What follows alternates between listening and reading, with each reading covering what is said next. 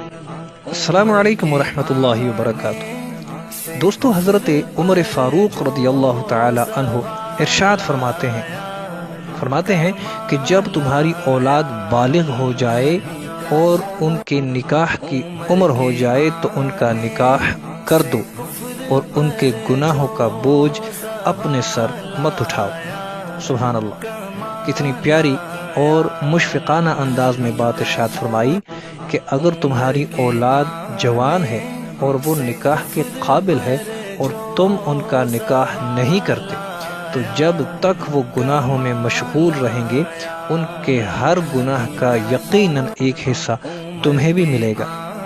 لہذا اگر آپ کی اولاد جوان ہو تو ارشاد فاروق اعظم رضی اللہ تعالیٰ عنہ کے مطابق ان کا نکاح وقت پر کر دیا کریں تاکہ مزید ان کے گناہ کا بوجھ تمہارے اوپر نہ